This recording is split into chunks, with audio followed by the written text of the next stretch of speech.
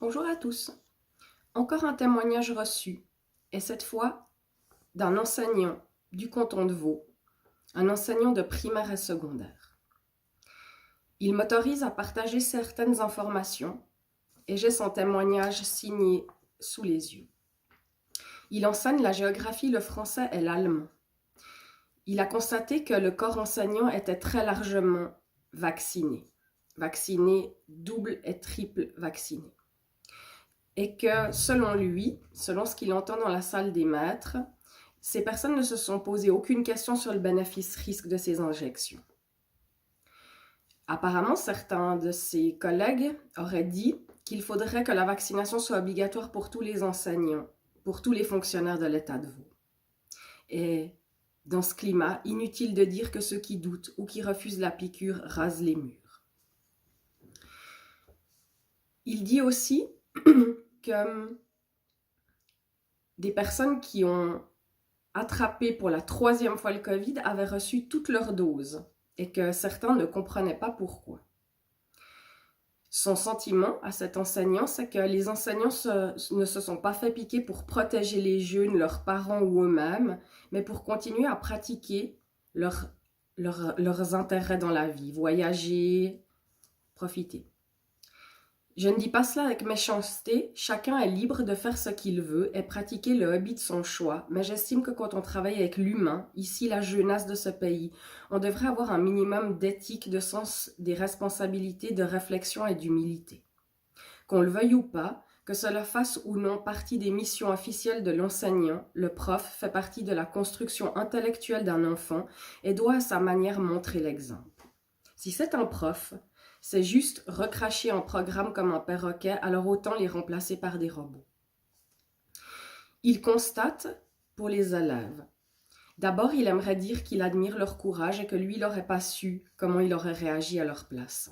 Et ce qu'il observe, beaucoup d'entre eux sont fatigués, démotivés, parfois tendus. Le retard accumulé par les quarantaines à répétition ne les amuse pas du tout et cause du stress chez les enseignants qui doivent courir après ces élèves pour leur faire rattraper les tests.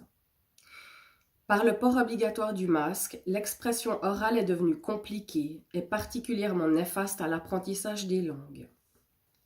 La communication non verbale est également importante entre élèves et enseignants. On a besoin de lire le visage, la moue, le sourire d'un élève, c'est indispensable pour réagir de manière adéquate. Les jeunes sont souvent très expressifs et on se prive, avec ce masque, de précieuses informations. L'élève a-t-il compris ou pas? Est-il content ou pas? Plusieurs jeunes ont reçu une injection. Apparemment, ils notent obligés par leurs parents, qui visiblement se moquent des recommandations des pédiatres et ignorent les problèmes cardiaques recensés sur nombre de jeunes sportifs de pointe. Ils sont apathiques pendant 1 ou 2 jours, couchés sur leur pupitre, puis se comportent comme les autres camarades.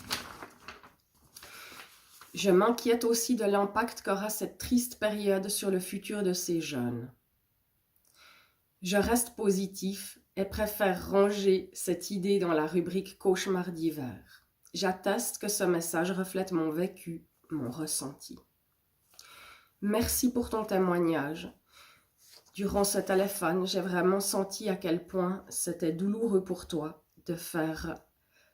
d'obéir à ces règles complètement absurdes, dangereuses et disproportionnées. Et je sais qu'il y a beaucoup d'enseignants qui souffrent de faire subir cela à leurs élèves.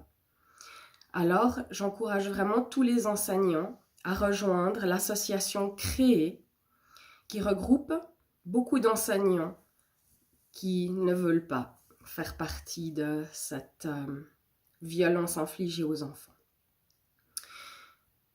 Merci pour vos témoignages, il y en a beaucoup qui arrivent, des très intéressants, et je m'y attelle dès que je peux. Un grand merci pour ce partage et courage à tous les enseignants. Faites ce que vous pouvez, comme vous pouvez. Protégez les enfants. Merci.